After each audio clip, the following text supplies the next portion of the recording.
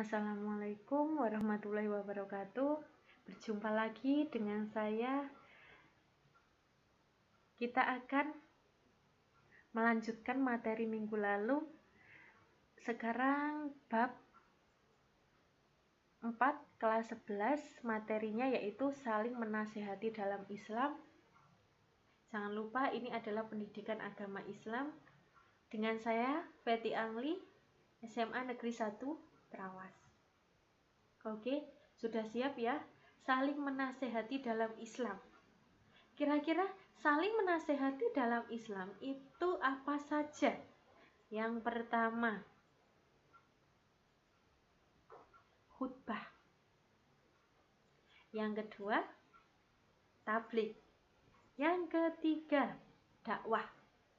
Oke? Saling menasehati dalam Islam itu dibagi menjadi 3 bagian.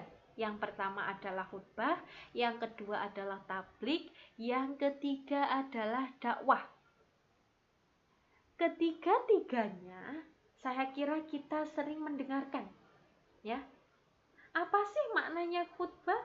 Oke, kita bahas. Yang pertama, khutbah. Oke, kita bahas dulu foto ini.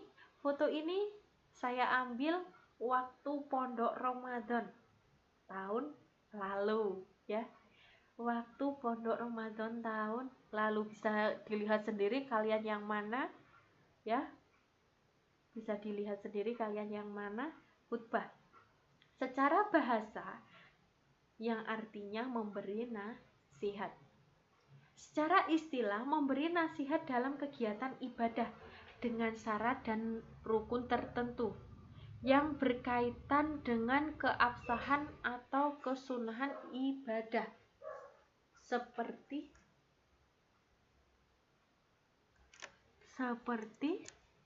sholat Jumat, kemudian sholat Idul Fitri, sholat Idul Adha, istisqa, wukuf, dan nikah. Oke, selanjutnya hal-hal yang dimiliki oleh seorang khotib. Khotib itu adalah orang yang menyampaikan khutbah. Jangan lupa, khotib adalah orang yang menyampaikan khutbah. Yang pertama, memahami akidah sahih atau benar dan tidak menyesatkan orang lain. Yang kedua, memahami fikih dan mampu membimbing manusia dengan jalan yang lurus. Yang ketiga, memperhatikan keadaan masyarakat dan mendorong kepada ketaatan.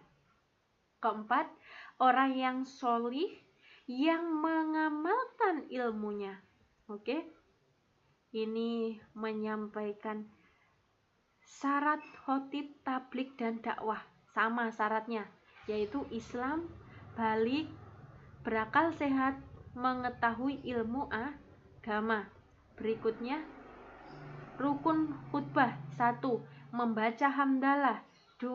Membaca syahadatain. 3. Membaca sholawat. 4. Berwasiat takwa. 5. Membaca ayat Al-Quran pada saat satu khutbah. 6. Berdoa pada khutbah kedua. Kemudian sunnah khutbah. 1. Khotib berdiri ketika khutbah. Kedua, mengawali khutbah dengan memberi salam. Ketiga, khutbah hendaknya jelas, mudah dipahami, dan tidak terlalu panjang. 4. Khotib menghadap jamaah ketika khutbah. 5. Menertibkan rukun khutbah.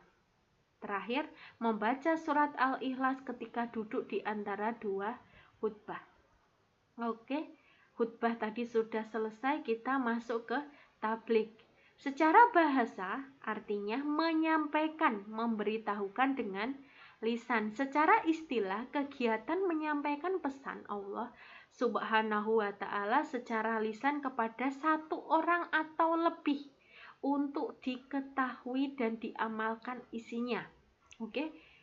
Kalau khutbah itu harus banyak orang, minimal itu 75 orang, sedangkan tabligh itu boleh 1 orang atau lebih, ya. Kemudian etika dalam menyampaikan tabligh. 1. Bersikap lemah lembut, tidak kasar, tidak merusak. Yang kedua, menggunakan bahasa yang mudah dimengerti. 3. Mengutamakan musyawarah untuk memperoleh kesepakatan bersama. Materi yang disampaikan harus mempunyai dasar hukum yang kuat dan jelas sumbernya. Kelima, menyampaikan dengan ikhlas dan sabar. 6. Tidak menghasut orang lain. Oke. Ini ada seorang ulama memberikan nasihat kepada masyarakat. Dakwah. Kita bahaslah dengan dakwah. Berikutnya yaitu dakwah. Secara bahasa memanggil, menyeru, dan mengajak pada suatu hal. Secara istilah, kegiatan mengajak orang lain, seseorang atau lebih ke jalan Allah secara lisan atau perbuatan. Etika dalam berdakwah dilaksanakan dengan hikmah, yaitu ucapan yang jelas, tegas, dan bijaksana. Dilakukan dengan nasihat yang baik. Dilaksanakan dengan memberi contoh yang baik. Dilakukan dengan